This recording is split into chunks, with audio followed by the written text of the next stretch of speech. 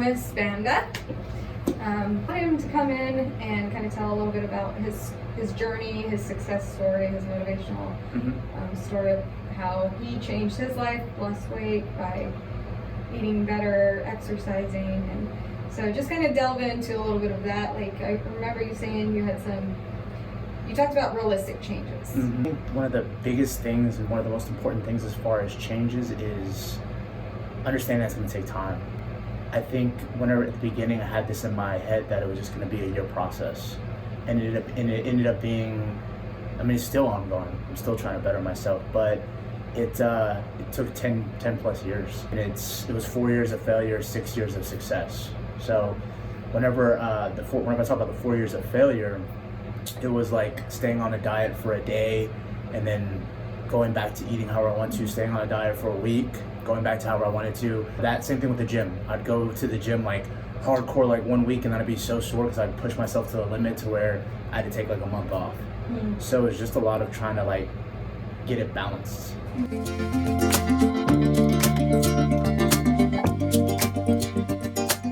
What was your tipping point? Talk about that backstory of how you began your weight loss journey.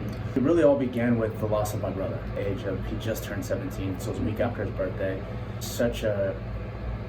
It was such a pivotal point in my youth because I really looked up to him. Even though he was younger, he was so important to me. He was my best friend. He was my brother. He was just a lot. And once I lost him, I really felt like I lost a part of myself. Like, my heart was broken. There was really no way to explain it in any other words. I just felt like I was in pieces. And so whenever I had that happen, that's how I gained 120 pounds in like a year and a half.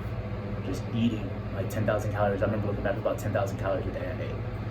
And so the tipping point was I was sitting at the table, and I remember my hands used to sit on my stomach, and I remember just sitting here, and I remember just like, I'm gonna die if I don't change it.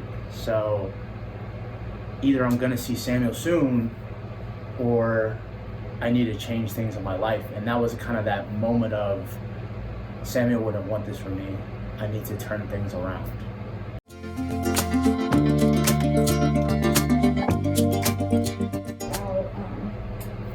Treating the whole body, so mental health included. Talk a little bit about how that helped and why that's also important.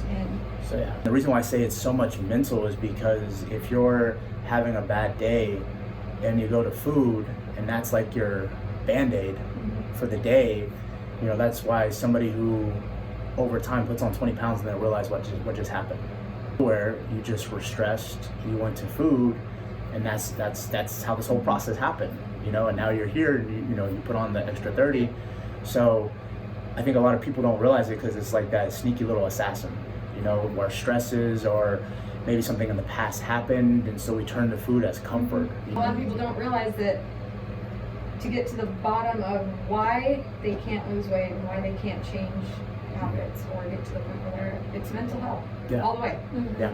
I saw my brother pass in front of me, and so seeing that visual of him going, I would just eat and eat and eat. I would eat to the point of my stomach hurting, and eat past that point because it just felt good. You're trying to numb pain. Numb. Right. So with pain, with eating, to where it hurt, it numbed everything else. Tell us the story kind of what you did to change that. I think the biggest thing that helped me was moving with my friend Adam. He grew up across the street from me in Texas, and he was like, look T, growing up, people did call me T. They said, look T, I need to tell you this because I love you. You're gonna die if you don't change your ways. Because I started to backslide. I lost 100 pounds, but I started to backslide. And he's like, give me a chance to work with you. Trust me like you've never trusted anybody before. Move to Vegas, live with me so I can watch everything you eat, and I can be there to be that whisper in your ear that will be encouragement. Just an encouraging word. And so that's really where it started. Whenever I moved here, he kept asking me questions. And I was wondering, and finally there was one day where I just kind of like, I didn't lose it on him, but I was like, Adam, what's the whole point of this? Why are you asking me about, you know, why I turn to food or why I do this? And he's like, if we don't deal with the mental side of it, then we're not gonna fix your physical. And so that's whenever he really started to dig into, so then once he told me the game plan, then I was kind of, I think he was just seeing where I was at. And then finally, I think he was waiting for me to finally ask him. So, what do you think was the most difficult part? I would say looking at myself in the mirror every day. Like trying to come to terms with how much I hated myself. How much I hated and despised myself. But really trying to hold on to my sanity, but how much I did not like what I'd become. Sometimes I would brush my teeth and I would look down the whole time. Like I would be like this and I would get the toothpaste and I would just brush my teeth and then I'd put it down, and the whole time I was either looking at the sink or sometimes I would just stand in the mirror and I would pretend like one I was blind so I couldn't see myself, and I'd just keep switching back and forth because I just didn't like what I saw. And so I hated the man in the mirror. For a while there was too little information, and now there's too much information.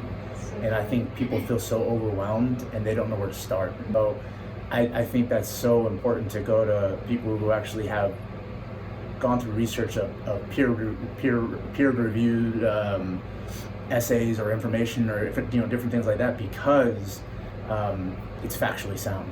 Yes. Compared to I read this from Martha Stewart or fill in the blank or whoever's, I don't know. This is bad for you according to TikTok. Yeah.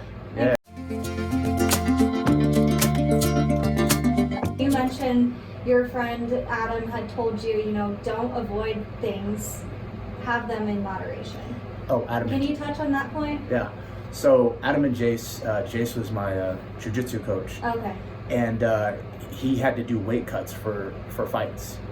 And he said, a big piece of advice that I can give you, T, since you're doing this long term, he said, if you crave a Snickers, eat the Snickers.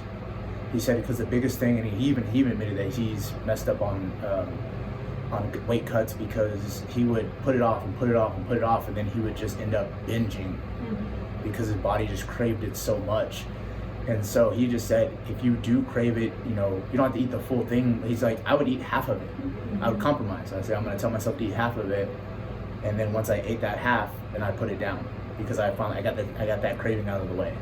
Instead of just putting off and putting on, and then finally you're eating 5 Snickers. Well, what are 3 of the top benefits you found by going through this journey and to getting to this point? That I found that I was worth it. And even now I still fight with that sometimes, but that I was worth it. I was going to do it for me, and that's really helped me to kind of turn everything around. I think it helped me to heal wounds spiritually. That's something that I've dealt with. I mean, everybody has their own opinions on that, but me, I needed that. I was trying to fill food in a hole that could only be consumed by what I believe, which is I believe in God, and that's the only thing that was going to fill that hole. Figuring out how strong, I think how strong I could be. I think a lot of people sell themselves short by thinking that they're weaker than what they really truly are, and I think sometimes it takes that point of not desperation, but just being put in a really high intense scenario to where you're like, no, I got this. Like, I got this. I can handle this, So I think those are the 3 biggest things. What are a few things that you'd tell someone at the start of your journey? So looking back to the start. And if we're talking about somebody who's really big trying to lose weight, I would say focus on things that are easy on your knees, pull exercises. I would say focus more on nutrition than working out, and enjoy it. Enjoy the journey. Doing right now to maintain all of your success that you've had and keep moving forward, like you said? I'm still trying to work on my body image. I still have, and I was talking to my friend Adam about this, I still have bouts of body dysmorphia. I still have the mindset of sometimes going to get another surgery for skin. There's just, there are certain things that any person who's been on a journey where there's, you're trying to change your body composition to where it's hard to get out of it without having that mindset. Sometimes it's hard for me to stay on a diet or stay within a certain thing, even though I've done this forever. I know how to put things together. I know how to read the back of a label. I know how to look up, what's great for, carbohydrates or fats or proteins. But it's, I think sometimes the people with the most knowledge, it's hard for them to even follow their own advice. You're helping a wide audience right now, just being here and telling that story. Yeah. Because so many people that are struggling, we've had our own struggles. Yeah. And honestly, just seeing you continue your journey helps. It shows people that yes, there is success. There's Support out there. Yeah. There's people who can do it, and you can too. Yeah. So I just, like I said, every person who is successful, they still have their failures. This one kid that I would mentor, he would talk about his downfalls, and I would tell him there was one point where I was struggling with getting 15 pounds on a shoulder press machine, which equates to like 5 pounds. And I said, every person who you see now who can deadlift 500 pounds or squat, crazy amounts of weight, they started somewhere. They were struggling with 135 just like you. So I think that every person needs to remember that every person who they admire or they look up to had a starting point just like them. We all crawled and then walked. Yeah. We all did the same thing. So I think that that's the biggest thing to remember. You shared so much of your life, and we really appreciate you being here with us today. Actually, I want to flip around. Actually, I have questions for y'all.